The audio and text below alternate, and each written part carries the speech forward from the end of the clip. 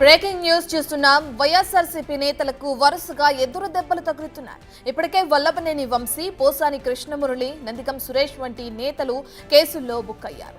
ఇక తాజాగా హిందూపురం మాజీ MP Gorantla Madhav big shock తగిలింది. గోరంట్ల మాధవ్ నివాసానికి వెళ్లిన విజయవాడ సైబర్ క్రైమ్ పోలీసులు ఆయనకు సెక్షన్ 35/3 BNSS కింద నోటీసులను చేశారు. మార్చి 5న సైబర్ క్రైమ్ పోలీస్ స్టేషన్ కు హాజరు కావాలని నోటీసుల్లో పేర్కొన్నారు.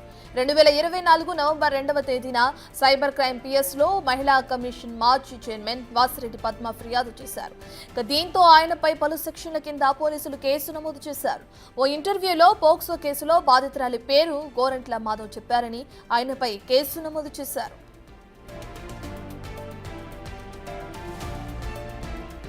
ఇక విజయవాడ పోలీసులు జారీ చేసిన నోటీసులపై మాజీ ఎంపీ గోరంట్ల మాధవ్ రియాక్ట్ అయ్యారు. సూపర్ 6 స్కీమ్ లో భాగంగానే తాను ఆ వ్యాఖ్యలు చేశానని స్పష్టం చేశారు. నేరం చేసిన వారిని వదిలిపెట్టి ప్రతిపక్షాలను అరెస్టు చేసే కార్యక్రమానికి కూటమి ప్రభుత్వం శ్రీకారం చుట్టిందని ఆరోపించారు. ఈ ప్రభుత్వం తగిన మూల్యం చెల్లించక తప్పదని వార్నింగ్ ఇచ్చారు. ఇక అతి త్వరలోనే అంతర్యుద్ధం తప్పదన్నారు. 5వ తేదీన విచారణకు రమ్మన్నాను. లాయర్ల సలహా తీసుకుని పోలీసుల విచారణకు వెళతానని చెప్పారు.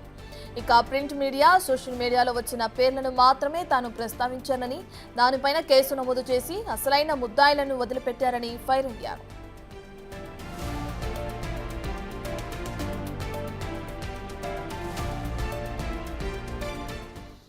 గోరంట్ల మాధవ్ పై నమోదైన కేసుకు సంబంధించిన పూర్తి డీటెయిల్స్ అందించడానికి మా ప్రతినిధి యోగానంద్ అందుబాటులో ఉన్నారు. రైట్ యోగానంద్, ఇప్పటికే ఆయనకి నోటీసులు జారీ చేయడం, విచారణకు హాజరు కావాలని ఆ నోటీసుల్లో పేర్కొనడం కూడా మనం చూస్తున్నాం. ఏ సెక్షన్ కింద కేసు నమోదు చేశారు, ఇంకా నోటీసులు ఎటువంటి అంశాలు పొందుపరచడం జరిగింది? అనంతపురం జిల్లాలో నిన్న కాసేపు ఉద్రిక్త వాతావరణం నెలకొంది. హిందూపురం మాజీ ఎంపీ గోరంట్ల మాధవ్ నోటీసులు ఇచ్చేందుకు నిన్న విజయవాడ సైబర్ క్రైమ్ పోలీసులు పెద్ద ఎత్తున ఇంటికి చేరుకోవడంతో ఆయన ఇంటి వద్ద కార్యకర్తలు, మీడియా హడావిడి కూడా భారీగా పెరిగిపోయింది.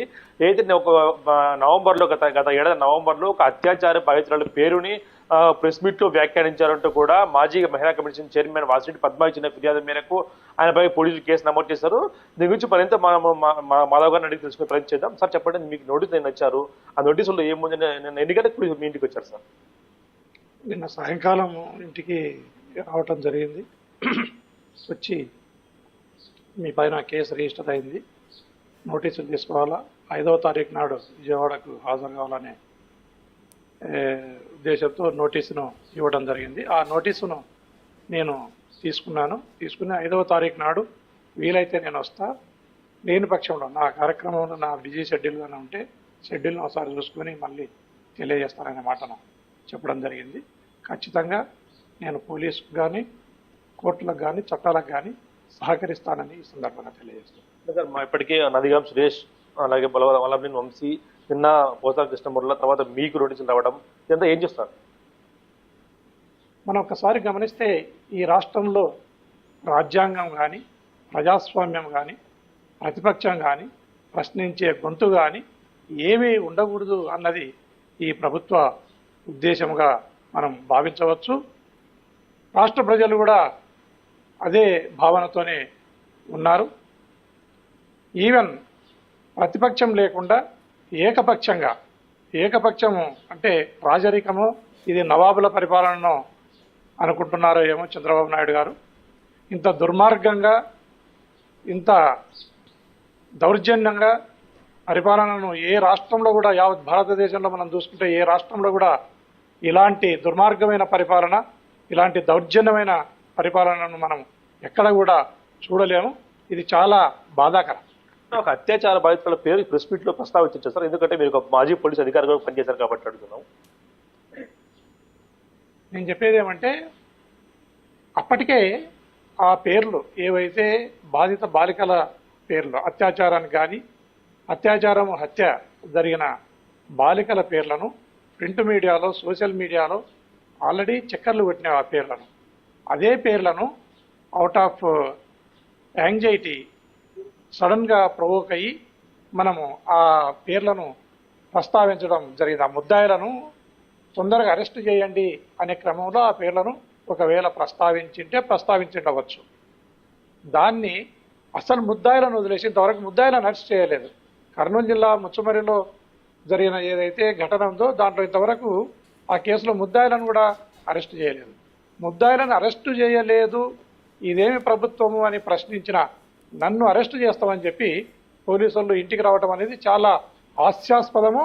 ఇది ఇంకా ప్రభుత్వ దుర్మార్గానికి, దౌర్జన్యానికి పరాకాష్ఠగా మనం భావించవచ్చు. అంటే మార్చి 5న విచారణకు వెళ్తారా విజయవాడకు వెళ్తే అరెస్ట్ చేసే అవకాశం ఉందని వస్తున్నాయి. అరెస్ట్ చేయడం భయపడుతున్నారు. నేను పోలీస్ వ్యవస్థలో నుంచి వచ్చినోన్ని చట్టాలను ఖచ్చితంగా గౌరవిస్తా, పోలీస్ వ్యవస్థను గౌరవించి పోలీసుకు నేను సహకరిస్తా.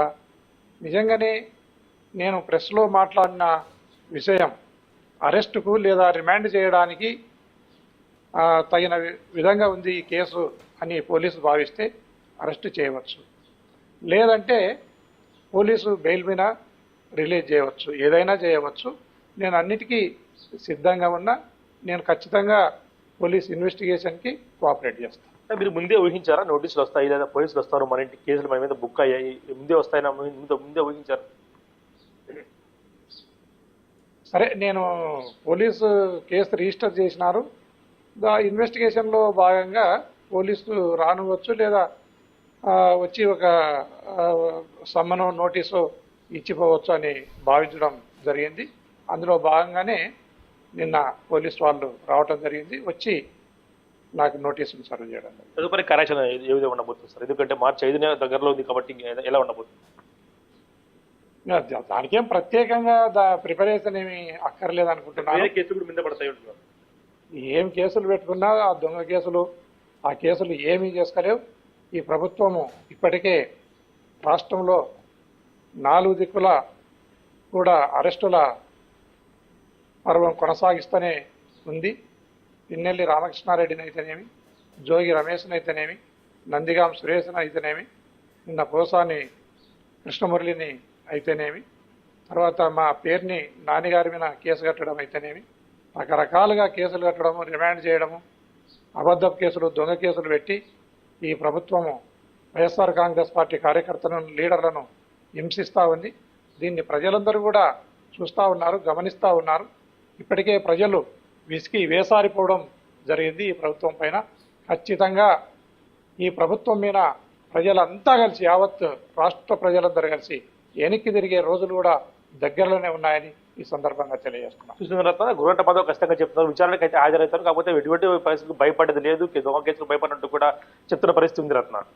Right, thank you Yoganand.